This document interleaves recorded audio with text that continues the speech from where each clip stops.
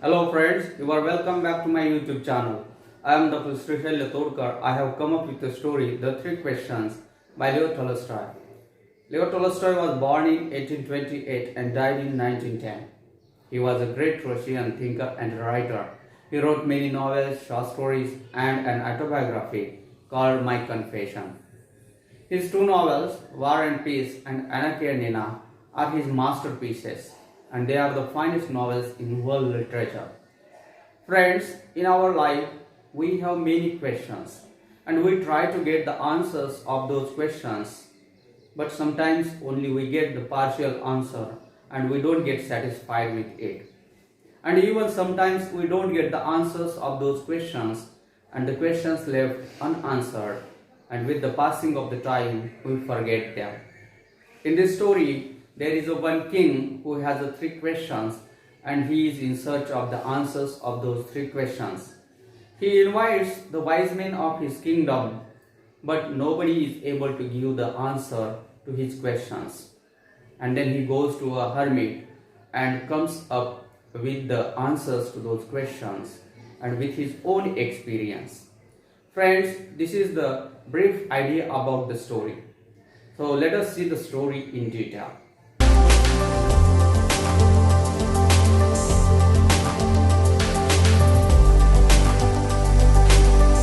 Friends, once a king had three questions in his mind and wanted to get them answered. He was so eager to know the answers of those questions. He thought if he would know the answers, he would never fail in his any business. His three questions were, the first question was, what was the right time to begin any action? The right time to begin any action. The second question was that, who were the most important people for him? The most important people for him. And the third question was that, what was the most important business for him? The most important business or work for him. So he had these three questions and he was in search of the answers of these three questions. Friends, he proclaimed throughout his kingdom if someone would give him the answers, satisfactory answers, then he would give a great reward to that person. The many wise men came to him and they gave the answers differently. Some said that in order to give the right time, one must draw up a table of days, months and years. A table of days, months and years. And he should strictly follow that table and he can then attribute the right time for any action. The others said that it was impossible for somebody to decide beforehand the right time for any action. So one must attend everything what was going on there and then he was able to give the right time for any action. But others said that it was impossible or difficult for one person to attend all the things which were going on. So there should be a council of wise men to tell him that what was the right time for any action. Others said that one should not bring the everything before a council, and who knew that what was the most important and what was going to happen in future. It was only the magicians knew, and that's why one must consult magicians. These were the answers to the first question. When it was the second question, the people, they gave the answers equally same. The second question was that who were the most important people for him? Some said that counselors were the most important. Some said priests. Some said doctors and some said warriors. Means that there was also not a single answer to the second question was. And when it was the third question, as you know that, what was the most important business for him? Some said that the science was the most important business. Some said skill in warfare and some said religious worship. So in this way, there were the answers to all these questions. But there was not a one answer which could satisfy the king. So king did not give reward to anybody. But the king did not stop thinking about his questions.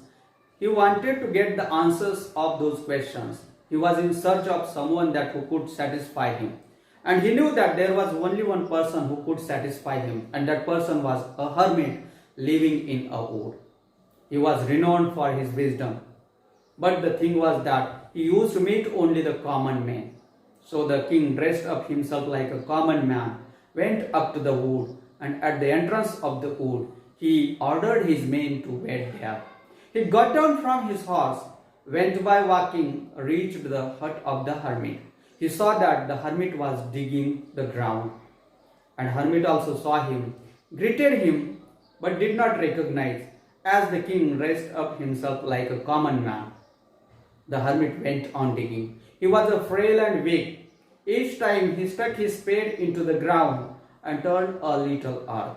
The king went up to him and said, I have come to you, the wise hermit, to ask you to answer 3 questions. How can I learn to do the right thing at the right time? Who are the people I most need? And to whom should I pay more attention than to the rest? And what affairs are the most important and need my first attention? To these questions, hermit did not give any reply. Then king said to him, You are tired. Let me take your spade and work a while for you. By giving the spade and sitting down on the ground, the hermit said him thanks. The king dug 2 beds and then stopped and repeated his questions. But the hermit did not give any reply to him. He just said that, Rest a while and let me work a bit. But the king did not give him a spade and continued digging. 1 hour passed and another. The sun was sinking behind the trees, and the king thought that he should ask once again the question, because it was late and he had to go back to his own home. He said to the hermit, I came to you, wise man, to ask you the answers to my questions. If you can give me none, tell me so, and I will return my home. The hermit said that, Here comes someone running. Let us see who it is. The king turned round and saw a bearded man was running towards them. He was putting his hands on his stomach, and the blood was flowing under his hands. The man came very close to them. Feebly moaning, fell fainted. The king, with the help of the hermit, undressed that man and saw there was a big wound in his stomach and the blood was flowing. And he washed it, cleaned it, and then bandaged it with his own handkerchief and the towel the hermit had. But the blood would not stop flowing. So the king again and again removed the bandage soaked with the blood, that was the warm blood, and washed it and rebandaged it. After some time, the blood stopped flowing. The man revived and asked something for the drinking. The king gave him fresh water, and the sun had set. It was cold. So the king, with the help of the hermit, took that man into the hut and put him in the bed. The man closed his eyes. He was quiet. The king was so tired because he had come there by walking and he had worked for the hermit. So he crouched on the threshold and fell asleep. Throughout the night he had a sound sleep.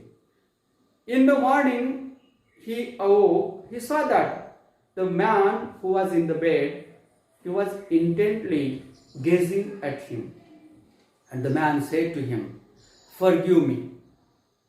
The king did not know that man. So he did not understand that for what he was saying that. He said him, I don't know you and nothing to forgive you for. But that man said that, You don't know me, but I know you. I am your enemy, and that enemy who swore to take revenge himself upon you, because you executed his brother and seized his property. I knew you had gone alone to the hermit, and I was waiting on your way back. But the day passed, you did not come, and I came out of from my ambush. I came upon your bodyguard, and he wounded me, but I escaped from them. I would have died if you had not bandaged, if you had not looked after me. I wished to kill you, and you saved my life. If I live, and if you wish, I would serve you as the most faithful slave, and I will ask my sons to do the same. The king became very happy because he understood that how easily he turned his enemy into his friend. So he said to him that he will send his own servants and his physician to attend him. And also he promised him to restore his property. Now he said goodbye to him, and he wanted to get the answer from the hermit.